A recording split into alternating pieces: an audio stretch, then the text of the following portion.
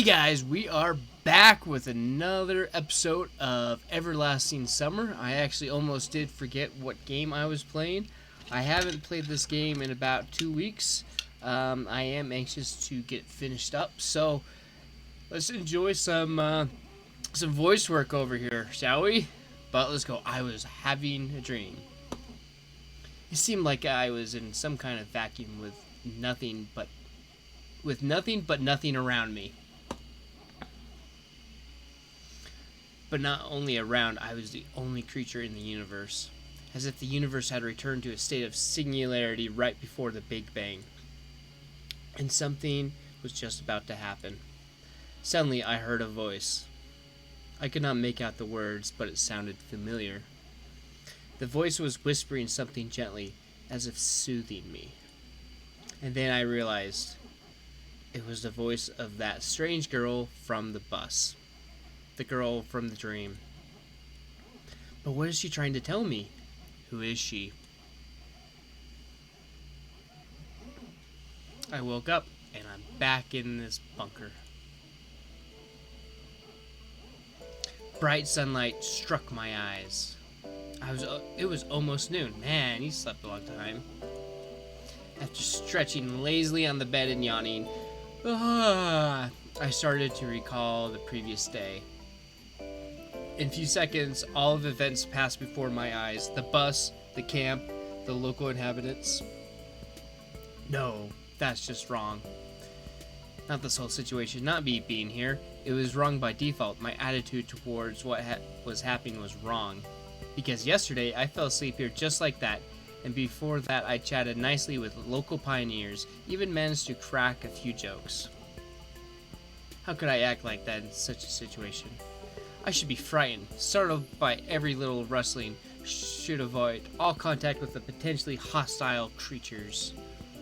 The last day's events were getting hazy, like I had a hangover. This really feels like the morning after a heavy drinking party. Yesterday's natural, flawless, absolutely normal conduct becomes a nightmare in the morning, a grotesque hallucination from the divine comedy.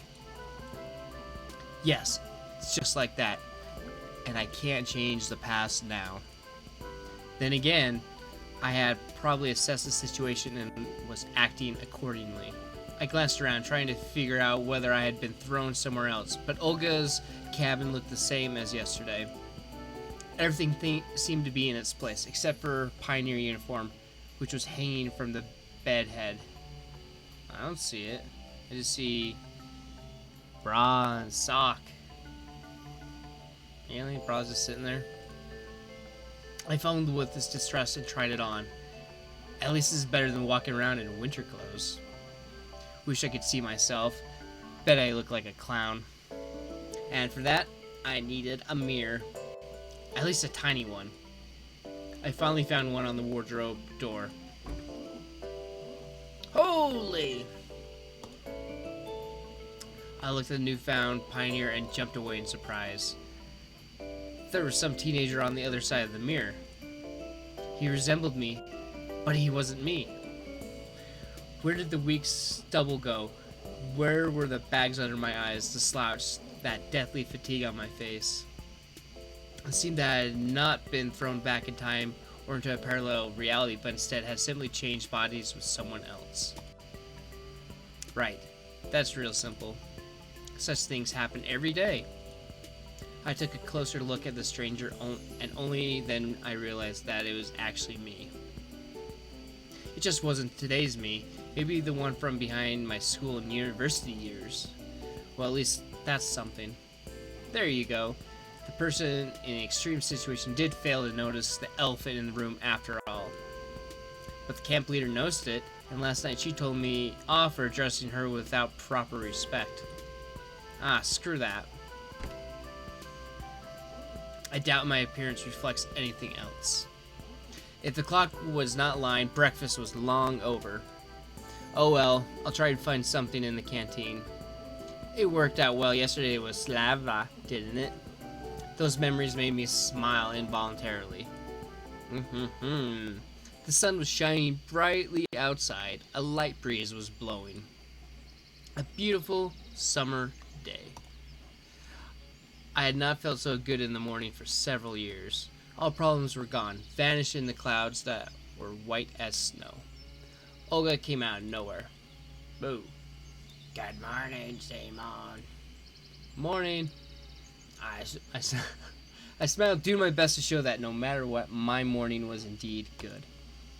You only arrived yesterday, so I decided not to wake you up, but breakfast. Never mind. Here, take this.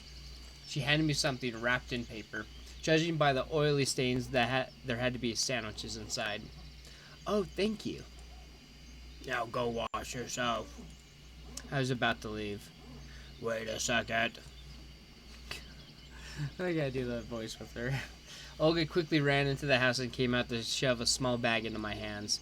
Inside, I found a toothbrush, soap, a small towel, and something else. I did not look too closely. A pioneer should always be clean and tidy. Let me do your neckerchief properly this first time. Yours is askew. You should do it yourself once you learn how to. Do we have to? I am going to wash myself now. Yeah, right. It could get hooked on the tap and strangle me. Fine, later then. And don't forget about the lineup. Pencils, papers, drawing lines. You don't forget such things. What lineup? What do you mean, what lineup? She frowned. It's Monday today. Weird. By my approximation, it should have been Sunday. Then again, a shift in the day of the week is hardly the worst thing. Usually we have lineups early in the morning before breakfast, but it's Monday today, so we're having it at 12 o'clock. Don't be late. Alright, but where? At the square. Where else? There was no reason to argue. I headed to the bathing place. I knew I could forget about separate showers and toilet, but at the sight of this malfunctioning symptom of decaying socialism, a funny turtle with a tin shell, paw taps, and a ceramic belly, I felt sick. I was not a squeamish person, but nevertheless, standing there, I realized that there was still some minimal level of habitable comfort which I found it troublesome to do without. It's often like that. When you lose things that you thought were ordinary and common, you suddenly understand just how essential they were. Ah, screw this, as if I have any choice. The water was ice cold. While washing my hands was not an issue, washing my face and my mouth became a big problem. There was no toothpaste in the bag which Olga gave me. I could brush my teeth without it, but there was a small round box wrapped in the towel. Tooth powder. Cute. One point for me being somewhere in the past. I washed myself quite quickly, also due to the ice-cold water. Someone was coming quickly, or more like running towards me. I turned around. It was Slava, dressed in a tracksuit. Hello. This girl would probably look good in anything. Pioneer uniform, bikini, probably even a spacesuit. Hey there. Oh, hey. I mean, well, good morning, yeah. Oh, yeah, real smooth. Why didn't you come for breakfast? I overslept. I said it as if I was proud about it. But Olga gave me some sandwiches. Oh, great then. Don't forget about the lineup. Yeah, sure. As if I could forget. Right, I gotta run. Enjoy yourself. She waved goodbye to me and then disappeared around the path's bend. Looks like it's a couple of minutes until the lineup. I should quickly pass by my home to drop off my washing bag and eat the sandwiches and then head to the square. I swung open the door of the cabin's leader cabin and rushed inside, as if jumping into the last car of a departing train. Didn't turn out to be the best idea, because inside I found Olga, who was changing. Yeah! I froze on the spot, trying not to breathe. Finally, the camp leader noticed me. Simon! I looked away immediately. Have you heard of knocking? Now get out! Oh, nothing? No drawings of that? Dang, game. Come on. We're trying not to keep this family friendly. Yeah, that was real clumsy. Although I did enjoy the sight. Well, you got to see it. I didn't get to see it. The audience did not get to see it. Olga followed me out in a minute. Here, take this. Now it's your home, too. She handed me a key.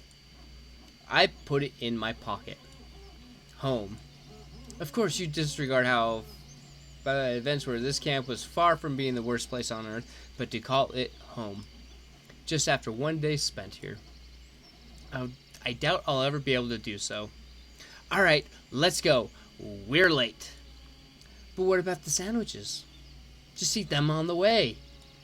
God, I swear the guy we're playing is really dumb. We were passing along the lines of the pioneer cabins when I was tucking in the ham sandwiches, and Olga kept on talking and talking. She was buzzing like a game of operation with Parkinson's. But I cared about nothing but the food. Understood? Huh? You weren't listening. Sorry. Today is the first day of your new life as a pioneer, and you should do your best so that it becomes a happy life. Oh, yeah, definitely. I'm serious. A pioneer has many duties. Great responsibility is conferred upon him to participate in social work, to help his juniors to study and study and study again. We here are all like one big family, and you will become part of it. Yeah, a part. I'd even sign a party membership card if you could save me from listening to this nonsense. I hope that after your term here is over, you'll keep the most pleasant memories about our camp.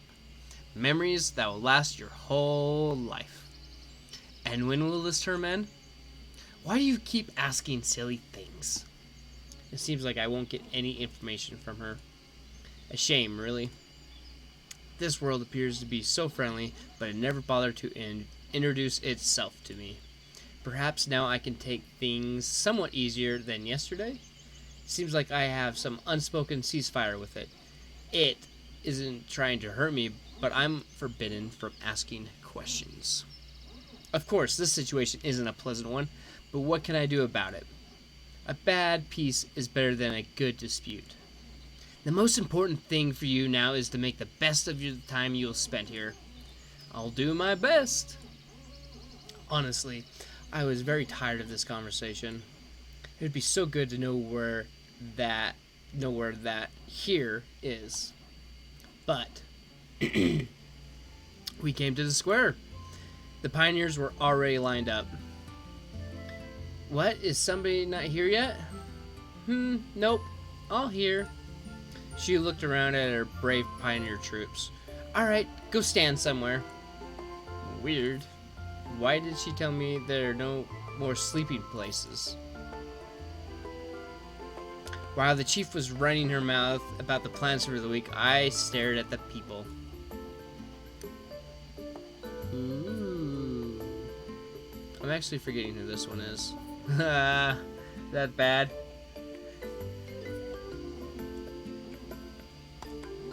A few heads away from me stood Electron. A little further, Lena and Slava. And at the end of the line, Olna and Alyssa. Everyone I had met was here. Olga spoke about some competitions, and I turned my attention to the monument. Jenda? I could not remember any revolutionary with a similar name. He had a weird posture too, as if he was looking around with distrust, maybe contempt, or even disdain. Probably some local leader. Daydreaming again? Slava brought me back to reality. Olga stood nearby. Still remember the plan for the week? The plan?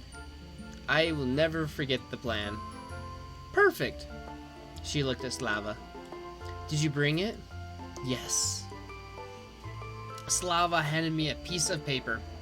It's a checklist. Here are 4 tasks to check off. Do it all today. Before you start, sign up for a club. There are some clubs in the clubhouse and a musical clubhouse in a separate building. Then visit the infirmary. And finally, visit the library. Got it? Yes. The checklist seemed to be like a good chance to find out something, since I had to go to places I hadn't been before. Then come on, start right now. What about lunch? Don't worry, I'll bring you more sandwiches. The checklist is more important. Good luck. They departed too fast for me to ask anything else. Missed breakfast, now I'll miss lunch too. This ain't good. Maybe I'll manage it in time somehow? Lunch starts at 1 p.m. Then again, if I'll go there, I might miss a place from the checklist. Okay, it's too early to go to the canteen anyway. Oh dear. I got a math to choose. Alright, let's go. The clubhouse. I went to the clubhouse. To tell the truth, I never really liked extracurricular activities. At school, I used to find any excuse to skip extra classes. In university, I had no interest in participating in the student council. I wasn't interested in boxing, aero modeling, or sewing. So I came here just to check off that box. Nobody was there. I found myself in something like a hut of a junior robot enthusiast.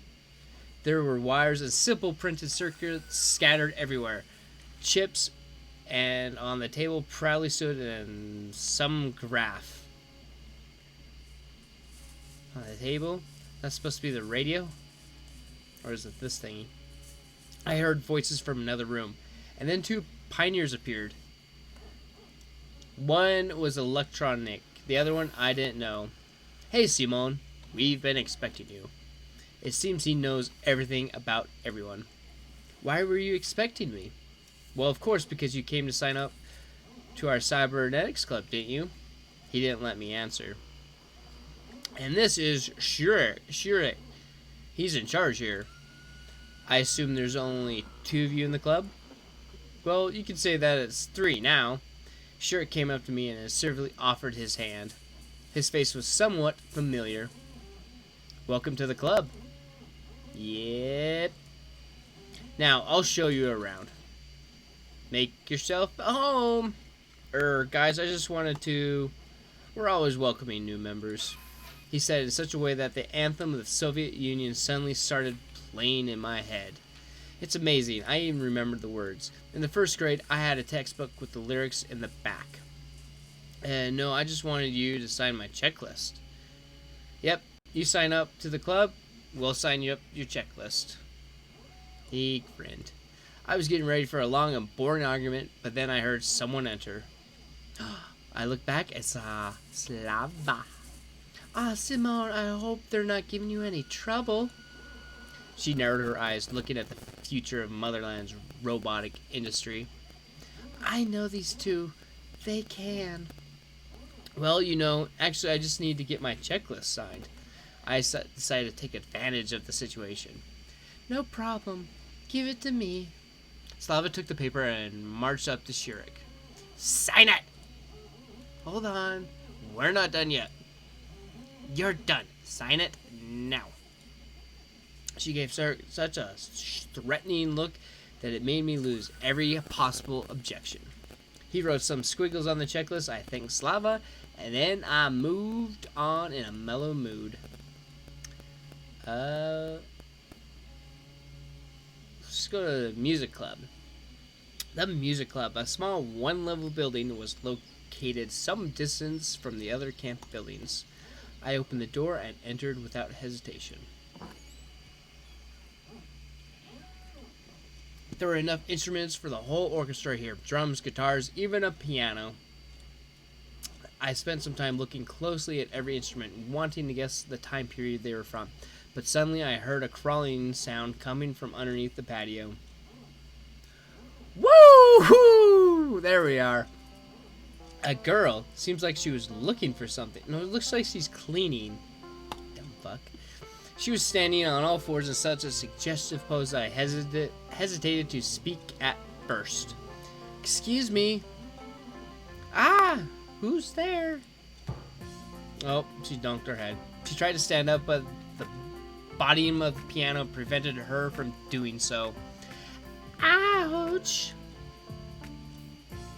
She struggled out. Sorry I scared you. It's nothing. Oh, you got a checklist? You must be new here. Yes. My name is Miku. No, really, I'm serious. Nobody believes me. But it's my real name. My mother is Japanese. My dad met her when he was building... Well, it wasn't him who was building. He's an engineer.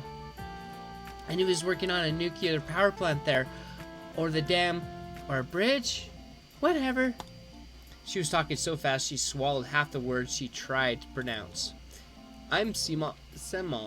Is this Simon? I'm gonna say Simon. Great. Want to be in our club? It's only me here now, but it will be two of us then. Do you play anything? Well, I became antisocial. When I became antisocial, I bought a guitar and learned a few chords, but then I forgot about it, since I quit everything that required more than a couple hours to learn. You know, I wasn't planning to do anything like that, really. Oh, it's okay, I'll teach you. Maybe a trumpet, for example? How about a violin? I know all, honestly. There was no point in arguing with the orchestra girl, since there was only another cascade of words about waiting to blast at me. Hey, I'll think about it. Can you just sign it for now? Yes, for sure. Give it to me. Be sure to come around. I'll sing too. I'll sing some Japanese folk songs, or maybe, if you're not into that, something more contemporary. Is that fast? She's supposed to talk fast, right? Sure, thanks. Gotta go now. Of course, come anytime. I can't do a Japanese girl. Kidding me? The end of her sentence stayed inside. Wow. Might be nice to hang around with guitar in the evening, but in such company... Dude, she's hot. I don't care. Learn it. Whoa! I turned to leave and came face to face with Alyssa. She eyed me suspiciously. Why did you come? The checklist. Got it signed? Yes. Then move it. I like the move it. Alyssa went inside and I hurried to leave the place. Oh yeah, we need to go to the infirmary. What's the point of visiting the infirmary? My health was fine. The fresh local air clearly did me some good. I felt fresher than usual. But I just have to visit it. I entered a common infirmary, like my school doctor's room. Whoa! A middle-aged woman sat at the table. Obviously, she was a nurse. She gazed intently at me, assessing me while I continued to write something. Well, hello, Pioneer.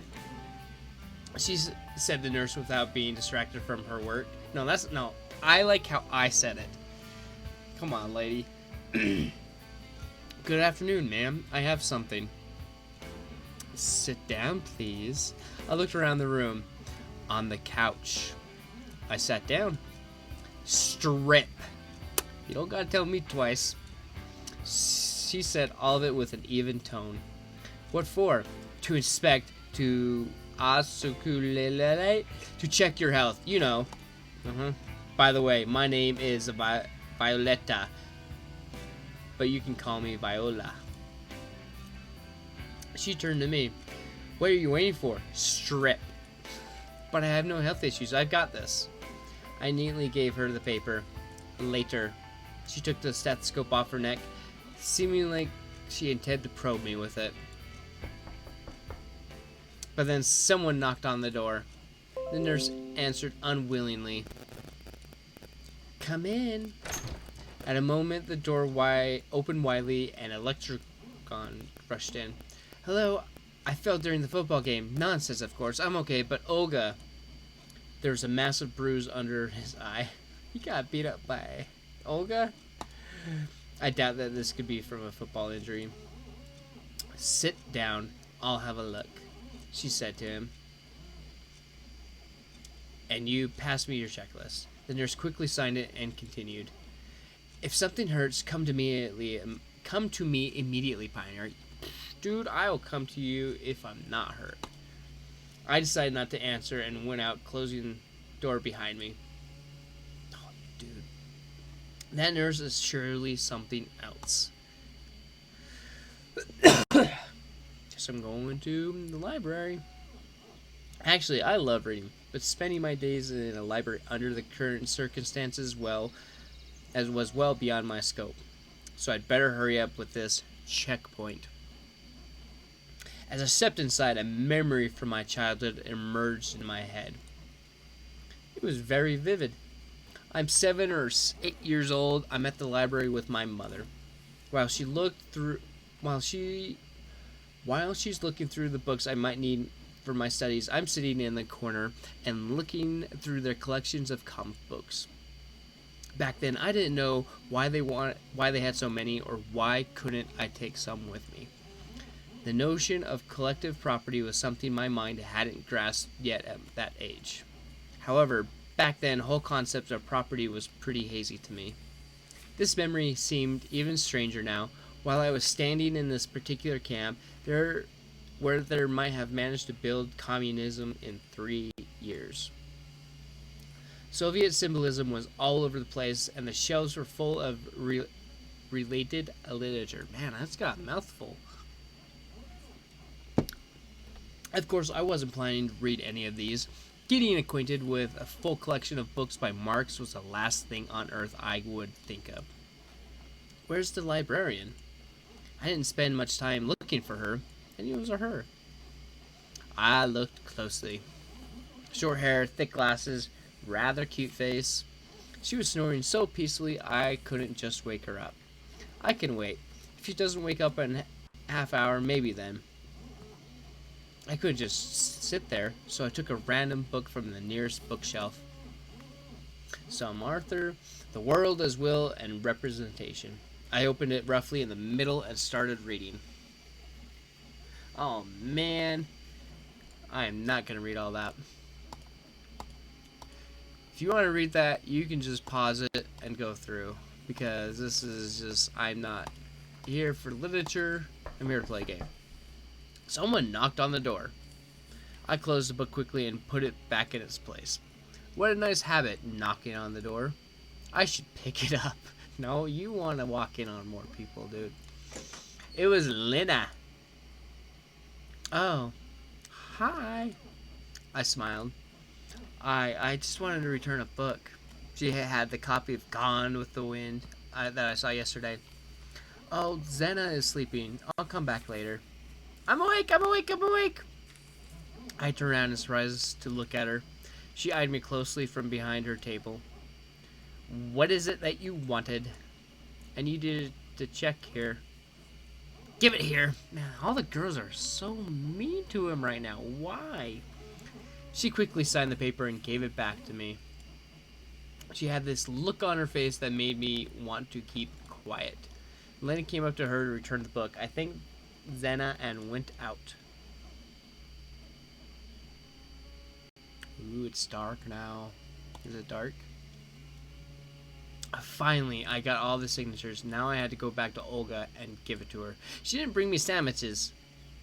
She was sitting in front of her cabin, reading. Isn't it our cabin now? Doesn't look like a good role model for the perfect pioneer that she was planning to turn me into. I wonder if her responsibilities extended beyond giving fiery speeches at the lineup, scolding Yolanda, and getting involved in my moral, physical, and ideological growth. Here, I offered her my checklist. She placed it in her pocket without even looking at the signatures. Great, I could have signed it myself without going anywhere. Perfect. So did you meet our nurse? Yeah. For some reason, her question sent shivers down my spine. Which club have you signed up for? I didn't. I need to think first. That's a pity. It's vital for you to sign in somewhere tomorrow. Of course, sure. Right, it's time to go to dinner. About time. I was getting pretty damn hungry because you know what? You didn't bring me sandwiches, Olga. Man's gotta eat. I headed to the canteen together with Olga. I looked at the sky and noticed that the sun was already setting. On the porch stood Alyssa and Electronic.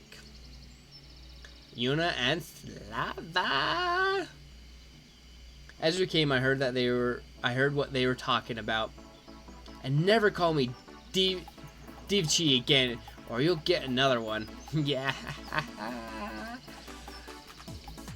I didn't call you that. You're hearing things.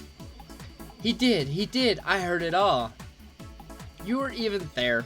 I was in the bushes. Come on, guys, stop it. So it wasn't a football injury Electron suffered earlier today. The nurse did a good job. I couldn't even see his black eye. Olga came up to them and asked about the ruckus. What happened? Alyssa and Cheesy. I didn't do anything. She shrugged with antipathy and went inside. Right, dinner time. See, only a few people went to line up, and look at all these people. Look at all of them. I want to sit by her. Or her too. I entered last. There weren't too many free seats. There's one there. There's one there. There's one there. There's one there. There's one there. There were a few free chairs near Alyssa across the canteen, but I'd sooner starve for a week or two than risk my head. Dude, grow some balls. There are also a seat near Yolanda, but I'm not too traditional Chinese, whatever crawls cuisine. Finally, a free chair near Miku.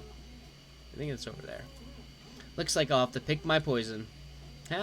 Pick your poison. See, our episode 3 is gonna come out hopefully soon. I just gotta edit it. You mind if I sit here? Oh yeah, sure. I don't mind. Yes, you can sit here. I sat down. Look, it's buckwheat today. Do you like buckwheat and chicken? I don't like chicken. Well, not that I don't like it, but if you'd ask me, I would prefer, say, stroganoff beef or ragu. No, maybe just a hamburger or a rump steak. Do you like rump steak? I'm not that picky about food, and that's the simple truth.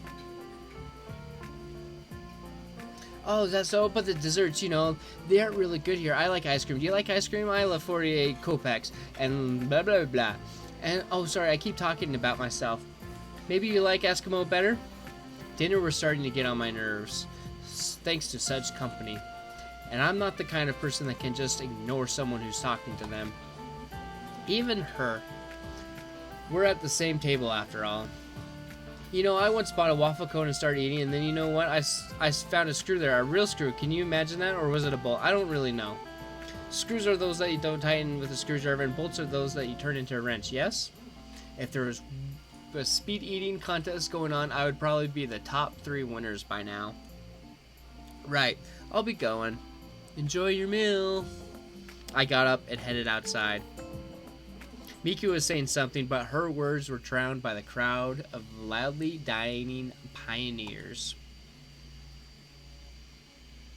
I went out and sat on the stairs, waiting for my dinner to settle down a bit. I just sat there and watched night falling.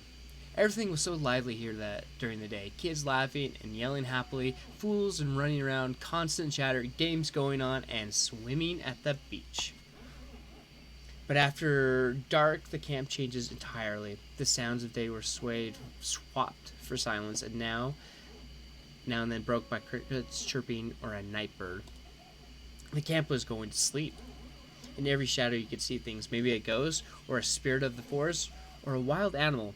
A human being wouldn't be the last thing to expect. That is how it looked last night, and now the locals followed their routine very strictly. In the day, the camp was theirs. In the night, it belonged more to the forces of nature than to humans. Someone touched my shoulder. I looked back. It was Electron. Let's go play cards. Cards? Yep, I invented a new game. A good one. It better be strip poker. Good. Like, how? Well, first we got to find the cards. Then I'll teach you. Then go find them. What's the problem? Only Olga has them, and she won't give them to me. Why so?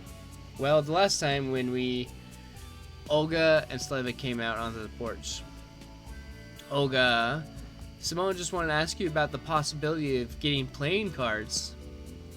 Actually, for what purpose? We invented a new game. Not we, you did. What game? I need the cards to show you. Dude, he's trying to do this smooth, because Olga does not like this. He's trying to do this smooth. Well, if Simone is with you, then perhaps it's okay. To be really honest, we'll go fetch them together. Olga? Go, Slova, if you don't mind. Sure, let's go. We headed towards my cabin. Roughly halfway there, Slava stopped. Hey, I just remembered. The cards are in my cabin.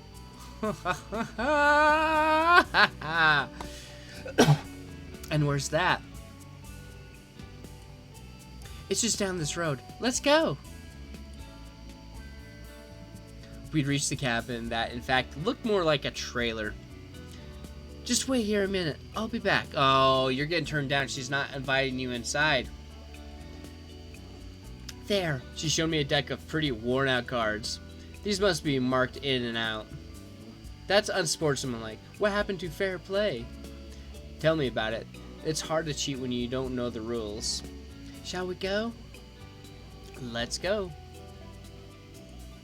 Yeah, you didn't invite. She doesn't like you, dude. She doesn't. Sorry, man. On our way back, I decided to try and find out about something.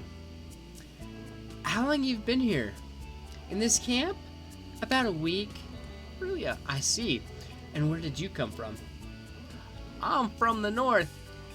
That is the cold north. That means you gotta like the cuddle up for warmth, right? Yeah? She looked at me and smiled. Looks like nobody in this camp is inclined to answer even the most innocent of questions. I tried to approach from another angle. And what do you like? What do you mean? Well, your hobbies. Oh, I like nature. Strange, she's not very talkative today for some reason. Nature, I see. Want to become a natural historian? More like a normal historian. I was always interested in our nation's history. That would suit her well. No, what? No. It appeared that among all these locals, she was the only one who had nothing to hide. What if she came here just like me and simply could not trust anyone to tell? I tried testing the waters. And why did you choose this camp? I didn't. My parents got a voucher for me from their work. And another failure. Well, if you could choose, it's nice here.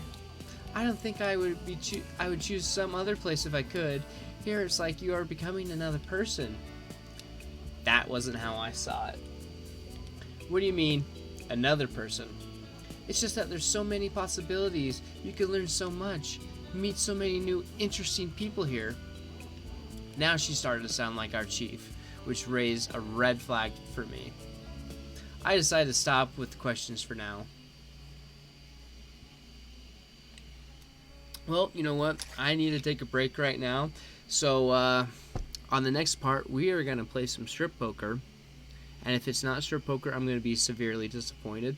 So, again, hit that like and subscribe button. And go ahead and check out our Indiegogo. It is the last month of our campaigning. So go ahead and help support the channel. And there's some awesome perks. And I will catch you guys next time.